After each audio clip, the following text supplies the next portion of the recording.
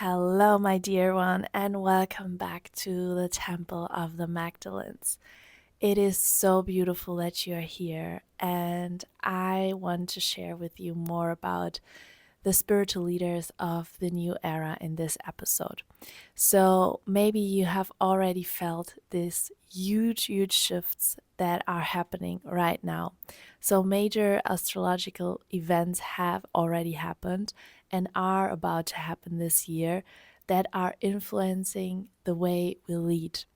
And especially for the spiritual leaders, this episode is going to really help you, support you on what is now important in the way you lead others. So I'm really excited to go deeper with you in this podcast episode.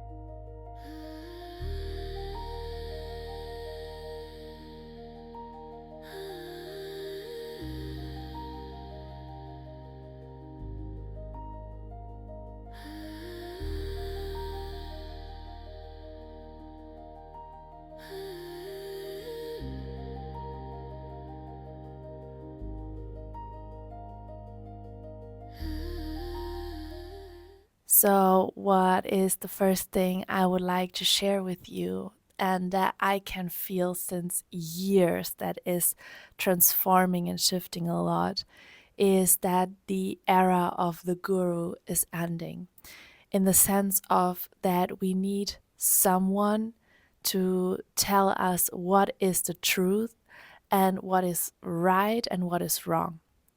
And this era is ending because what is most important right now is inner authority and spiritual sovereignty. That means relying on your authority, relying on your truth, on your heart, really turning inwards, feeling into your heart, connecting with your heart. And from there, from this place, feeling into what is the truth, not needing someone else to tell you what is the truth, what is your truth, and what is right and what is not right, what is aligned for you and what not.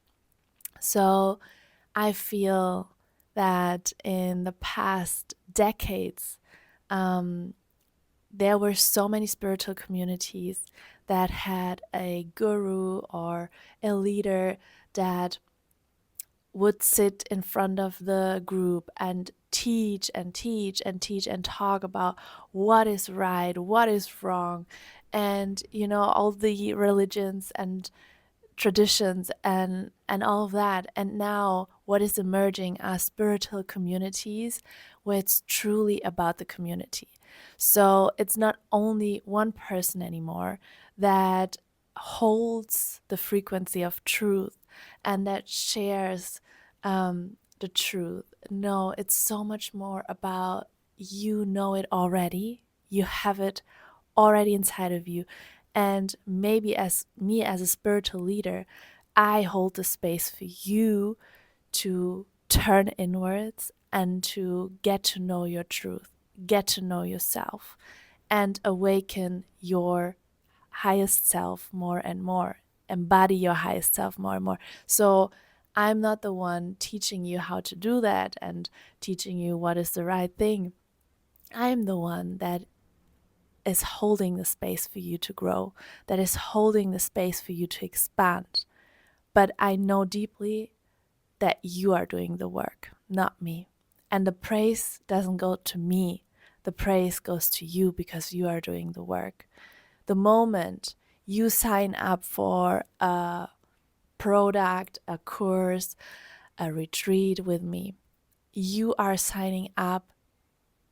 You are telling the universe, basically, I am ready for my next expansion. And it has nothing to do with me, because you could go to any other course, to any other spiritual leader, and the universe would see and would see your effort, would see that you want to expand, that you want to grow, that you want to rise. So I feel that within spiritual leadership, what is dissolving is the ego. So much focus on,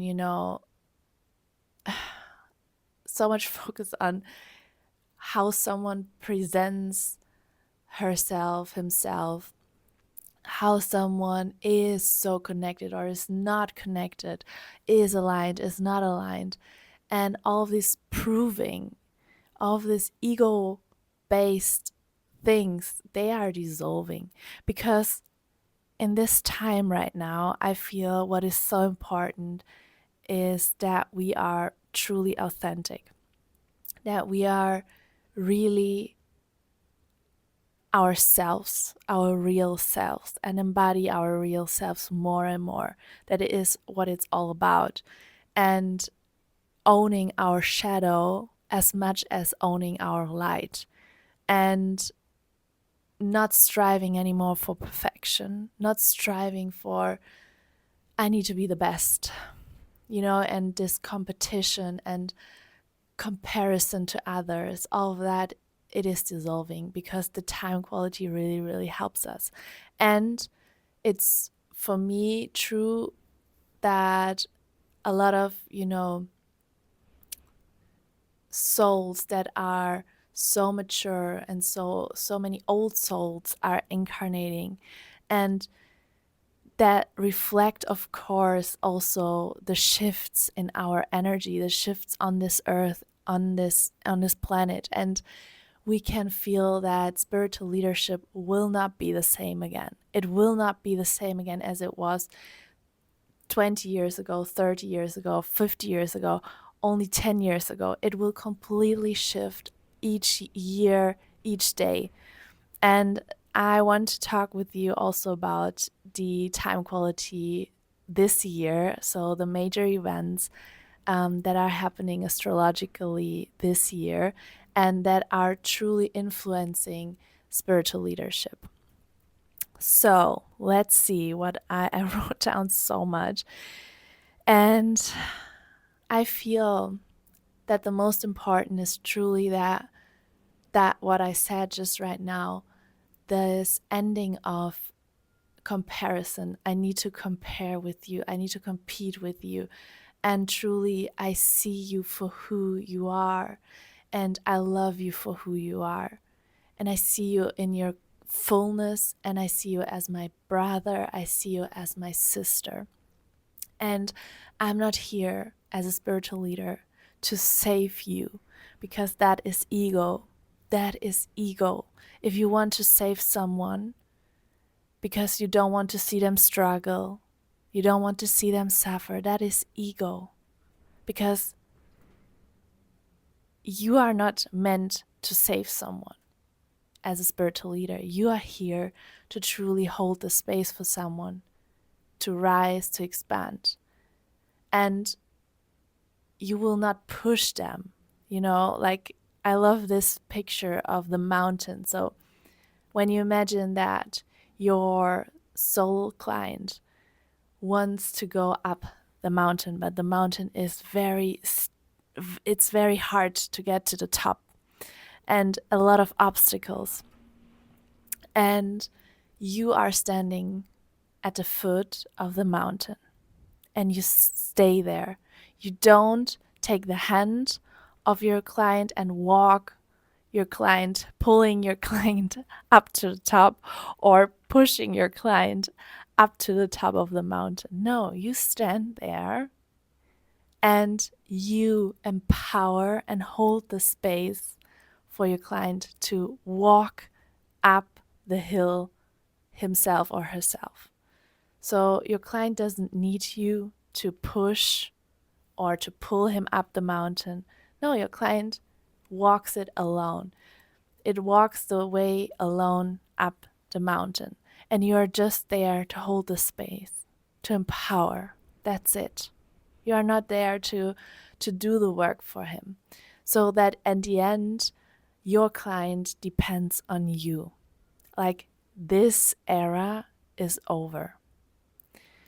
And the major shift, why it's over, is because Pluto entered Aquarius. And you might, of course, know that already. So Pluto entered Aquarius on the 19th of January 2024. And it's all about the fall of the hierarchical gurus. So Aquarius rejects hierarchy and Pluto crashes outdated power structures, which means that hidden abuse in spiritual communities are being exposed more and more. And the ones that wanted to have power over others are also exposed. And it's this energy of no one above the group. So what I said also before, it's about brotherhood and sisterhood, and truly brotherhood and sisterhood, which means on eye level. I am, as a leader, on eye level with you, my client. You are not less than me. I'm not better than you. Because how can I be better than you if we all have a total different soul purpose? Total different. And of course, I can, for example, be more or have more embodied love, have more embodied my soul. And because of this embodiment, I am now ready to hold space for your more and more embodiment of your soul. So because I walked already some steps that you now want to walk, I can help you because I have done my way. But I don't know how to walk your path, so I cannot tell you exactly that is what you need to do. I cannot teach you all of that. But what I can do is, because of my own experience and all the hardships and all the different emotions, all the fears I went through, I have reached so much compassion for myself. And now I can have so much compassion for you, and I can hold this space in this lovingly compassionate energy. And I see you as equal. I see you on eye level with me. So no hierarchy. And I know the ego wants to separate. Like, we are all not free from the ego. We are all not free from it. We are all learning and dissolving our ego more and more. That's the goal. But of course, we are all not free from it. So of course, the human mind wants to think about, I'm further ahead than you, I am better than you. But this is so not the truth. It's so much separation.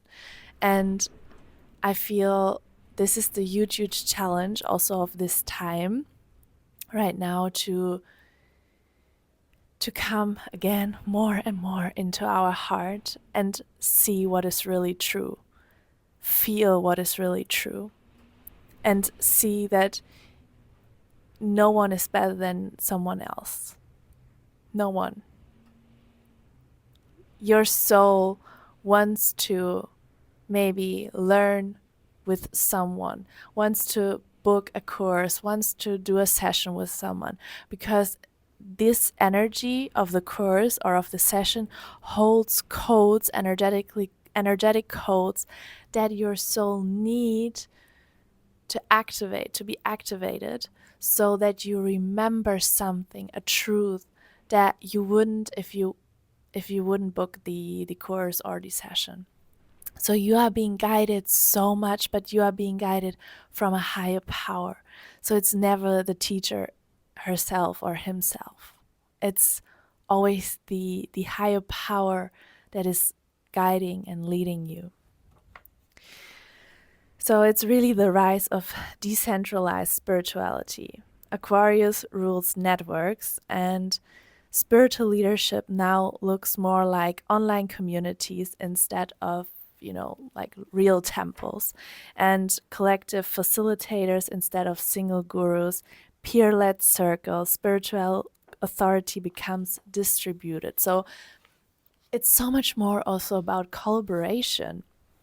And I think for so many years, we focused so much on the self, on the like guru and individually. But now with Pluto in Aquarius, it's all about the collective. It's all about collaborations and network, and also holding spaces together with other facilitators, like really coming together, like we used to be in a temple together, and learning from each other, and truly feeling there that we are here to be a community. We are not here to be,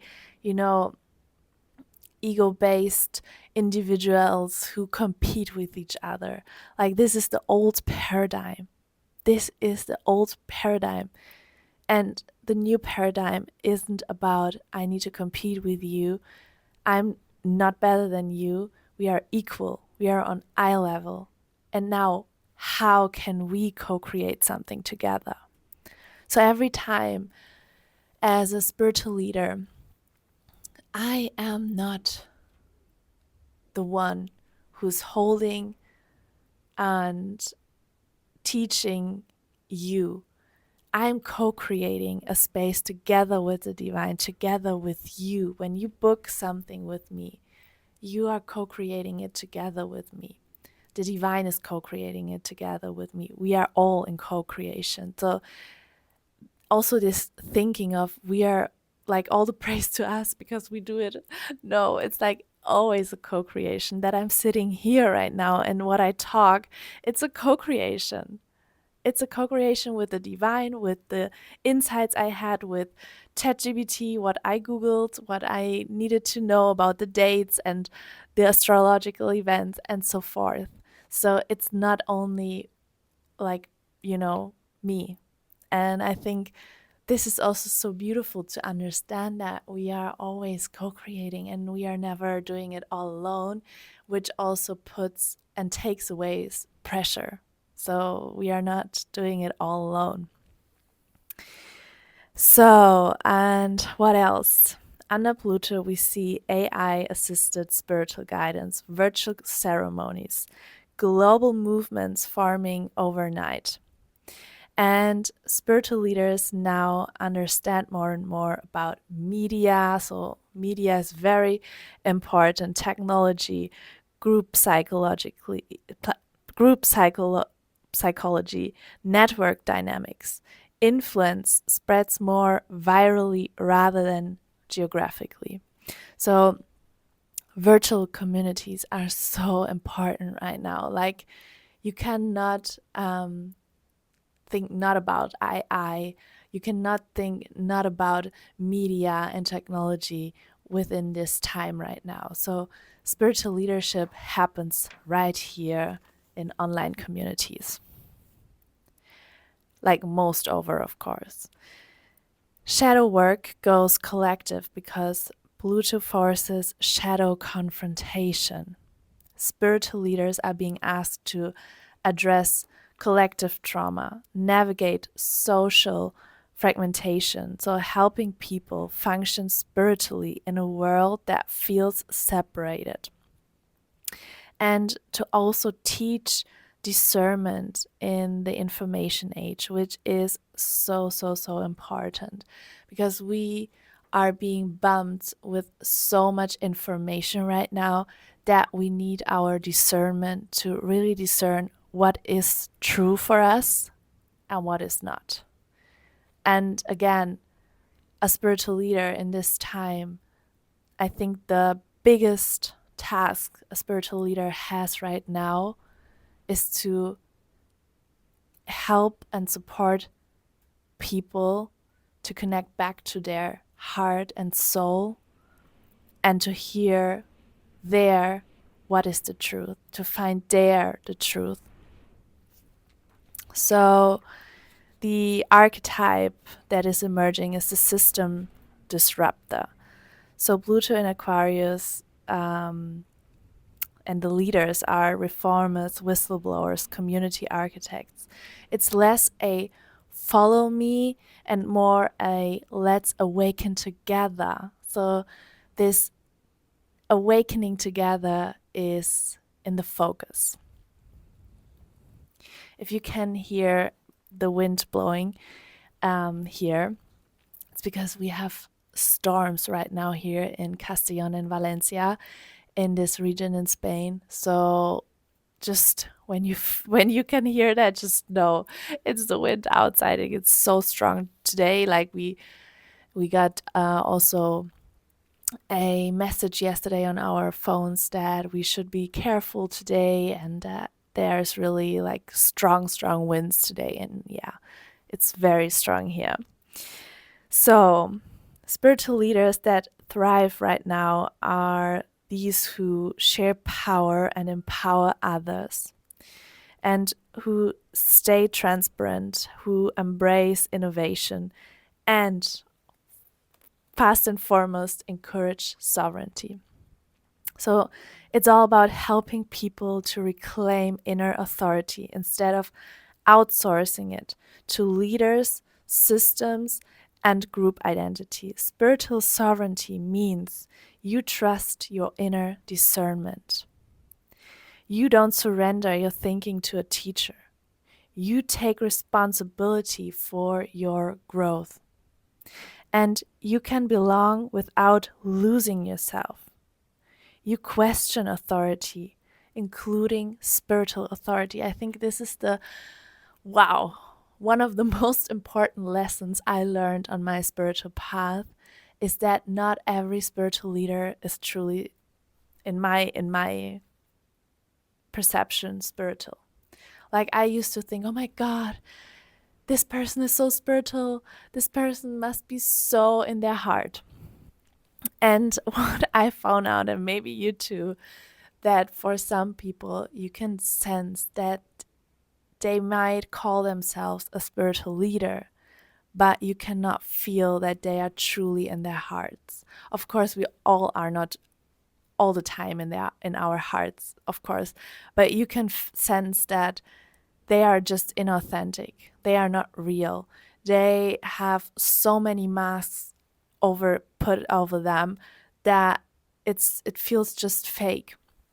And these spiritual leaders, they are being exposed. Like, because they cannot survive like this. They need to do either their shadow work to put off the masks and become more and more authentic, or it's just over, like new spiritual leaders will come and people will feel more attracted to the ones who are truly authentic. So these shifts are all about from the leader to the network and from the guru to the individual within the collective. So spiritual leaders today are being asked to empower others rather than create dependence.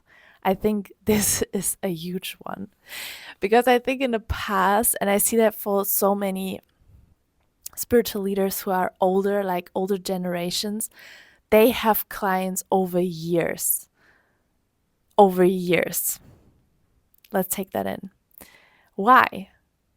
I think for me, if I really do the work right, you don't need to come to me over years. You come to me for some sessions, for a retreat.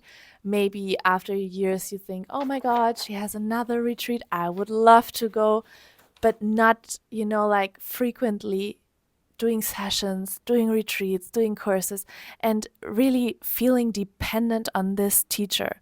And so many teachers either consciously or subconsciously created dependence so that their clients come again and again, and they can sell their programs, their classes, their sessions again and again. And I think that happened in the past, and maybe, of course, still now. It happens still. And I feel that so many people, also in our generation, they are waking up and they can sense, and they don't want to be dependent. They don't want to be dependent anymore. They want to be independent. They want to be sovereign. So also here, that will change a lot. So yes, spiritual leaders that are not creating dependence. So Aquarius is collective, so sovereignty doesn't mean also lone wolf spirituality. So it's not about being the lonely wolf here. It means you can collaborate without dissolving. You can disagree without exile. That balance is crucial in a fragmented world right now. So encouraging sovereignty truly means helping people awaken without handing you their power. So again, they do not depend on you. They do not need you to awaken or to expand. It's not about you. It's about, this attraction they feel towards you because their soul wants to grow. And they know that through this course, through this offer that you offer, they can activate some codes that they need to remember who they truly are. But it's them, it's your client. It's your client that does the work. You are there to provide the space, to hold the space, and witness them grow. So, Pluto was for 228 years, like 228 years ago, Pluto was in Aquarius. So it's crazy. It's crazy how long ago. And back then there happened the American Revolution. There happened the French Revolution. I will not go into detail about what happened there, but you can just see how major shifts were happening in the society back then. And of course, now Pluto again in Aquarius, there will happen huge shifts in society again. And Pluto in Aquarius will remain until March 2043. So it's almost 23 years. Yeah. It's great. It's crazy. No. Now I cannot. No, I cannot count anymore. So it's 26 we have. So it's it's 17 years, right? Yes. Okay, it's 17 years. It will remain in Aquarius. Neptune in Aries will stay until March 2039. So Neptune in Aries shifted just now in January 26th. Neptune shifted into Aries. And Neptune governs spirituality, mysticism, illusion, transcendence, collective dreams. And into Aries, spirituality becomes more individualized, more identity orientated, less passive and more action. So it's more action oriented, and it's all about, awaken and act, get active. And spiritual leaders become here really self-initiated rather than a lineage approved. Personally branded, bold in message delivery, and more entrepreneurial. Their can be a tension between universal oneness and strong personal spiritual identity, because Aries is really about the individual, about identity. So this can be the tension. Leaders may emphasize claim your power. This becomes so important right now. Claim your power, own your awakening. You are the authority. You are the authority. And shadow sides can be that Neptune blurs reality. Aries can be very impulsive. So potential distortion can be spiritual savior complexes. So I want to save you, or charismatic but ungrounded leaders.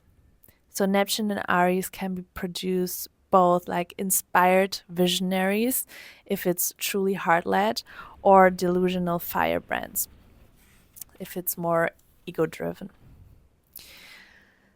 Saturn in Aries is going to happen. Saturn in Aries is going to happen on 24th of May this year. And it will be there until 2028. I think it shifts back, but then it will stay until 2028. Saturn is all about structure, responsibility, authority, and discipline. And Aries is about leadership, courage, identity. So lessons are here that leadership must mature. Impulses become discipline, and identity must become accountable. So build something that is sustainable and take responsibility for your influence. So spiritual leaders are being asked to take responsibility and accountability for what they teach. That's very important.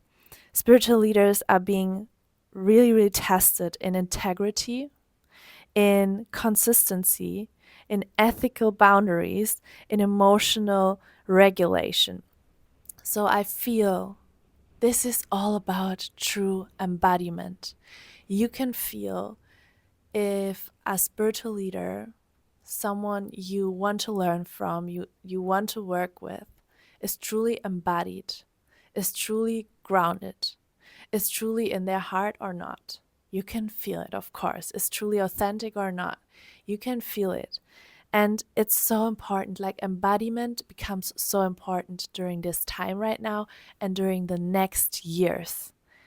Because only through embodied spirituality we can hold our power, we can stay in our power. Otherwise, we will lose ourselves. We will lose ourselves in ego-driven thoughts, in our ego mind. We will lose ourselves because, of course, for example, so many also that grow their followers and all of that. It can be that the ego mind takes over and tells them, oh my God, you are the best. The focus is only then about growing the followers and not about the purpose that it's all about, like the divine purpose, because of that is because you started. So the focus can easily shift. And that's why it's so important to be this embodied spiritual leader, to be grounded. And yeah, leaders with ego-driven behavior are being called out. Tests around misuse of authority. Saturn really demands, if you claim leadership, carry the weight of it. The weight in the sense of carry the responsibility of it, because of course such a role is a responsibility. It is a responsibility. And I think that's the thing why so many people fear this role and do not want to start, even though they have this soul calling. But they do not start because they fear this responsibility that comes with being a spiritual leader, because of the witch wound, because so much has happened in the past. But right now, we are here right now at this time, and I think it's the best time ever for spiritual leaders. So we can be very grateful. So the warrior of integrity is the archetype, like courageous responsibility. Spiritual leaders are being asked to be grounded but bold, direct but principled, strong without domination. Spiritual leadership requires self-awareness. Are you really teaching from the ego or from the soul? Are you leading from the ego or are you leading from the soul? Patience, long-term thinking, and less reactivity. Also, this is the ego. Something is happening, for example, some client complains and you get directly into this reactivity. That is ego. That is the ego mind. So the last shift that is affecting the spiritual leaders of the new era and in this year is Uranus shifting in Leo on the 26th of July, and it will be there until 2034. So this is also a wild shift and like a long term shift. So Uranus awakens and disrupts, and Leo is all about leadership, authority, about charisma, about visibility, about the heart. And new spiritual leaders are becoming more visible. And that will be also people that are unconventional leaders, that are non-traditional authority figures, and sudden shifts in who leads will be visible. And Leo loves the spotlight, and Uranus rules tech, so it can amplify AI-driven spiritual content, viral spiritual movements, and the collapse of old ego structures. Again, also here. Uranus shocks Leo's pride and sudden tall, like it can happen that sudden fall of prominent spiritual figures can happen, or public ego exposure. So anyone who is not authentic is being exposed. Heart-centered awakening. So it's all about the authentic self-expression, about courage to be spiritually visible, about creative leadership. It's about heart-led innovation. So the core message for the spiritual leaders of the new time, of this new era right now, and it's happening right now, is authenticity, accountability, focus on the collective, focus on the community. It is about no hierarchy. It is about no authority needed, but inner authority. It's about inner authority. It's about spiritual sovereignty. And it's about heart-led leadership. I think that's so important. And virtual communities, like heart-led leadership, that we turn to our hearts, that we lead from this place, and that we also open ourselves up for the possibilities that we have, like working online, working with the AI, because it has a huge potential. Otherwise, we wouldn't be in this time right now. So really using this huge potential that AI, that technology has for us. And yes, online communities, we are awakening the temple again, and we can do this online because the temple is energetically, the temple is within. We don't need to build temples again. Of course we can, because it's beautiful and we want to also come live together, but we don't need it. So online is something that helps us to stay flexible, to be anywhere on this earth, and to work at any time. And also, yes, be also more in our own energy. I feel, of course, if we would live in a community, we are surrounded by so many people, which is beautiful. And at the same time, I think we have this luxury now to have so much time for ourselves, to take care of ourselves, and to be a bit more separated in the sense of not being around people all the time. And most of course, spiritual leaders also, and people in general, we need time for ourselves. We need time to recharge. And most of the times we need that for ourselves. We need to turn inwards. We need to tend to our inner child. We need to tend to the inner parts in us. So we need to be alone. And this is also a beautiful possibility that working online, really offers us. And at the same time, nothing can replace life events.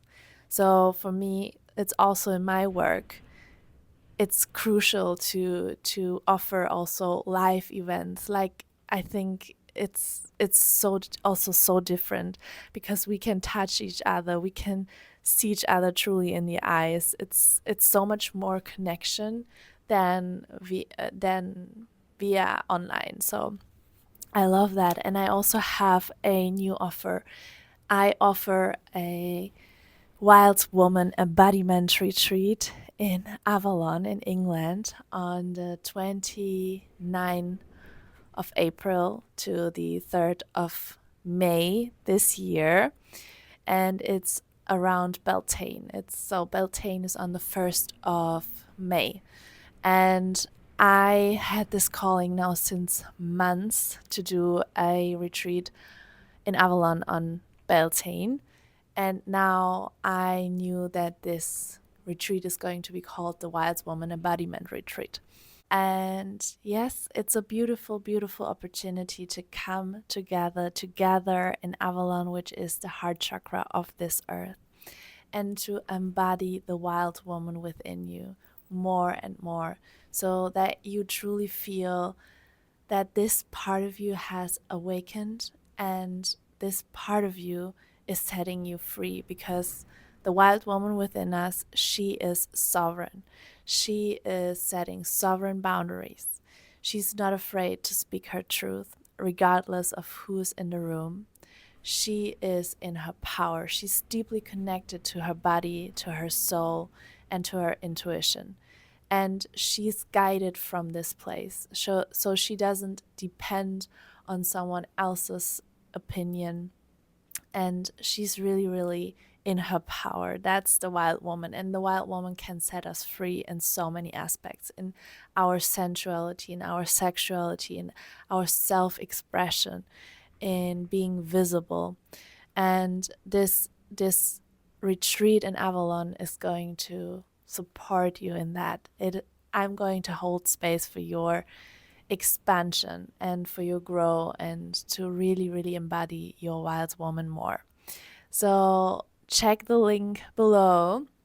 And if you want to have more information about the retreat, you can contact me. You will find all the links, all the information's below. And I also offer right now one-on-one sessions. So it's also for spiritual leaders. It's for the ones that have a soul business and yes, want to expand themselves, want to expand their soul business. So this is for you. You can check all of this out, and I will link all of that below.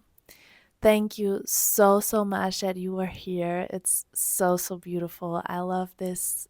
I love this Temple of the Magdalenes podcast so much. Like, for me, every time I feel it's so deep. It's such a different space than before. Like, I had another podcast and it's crazy. It's just so different.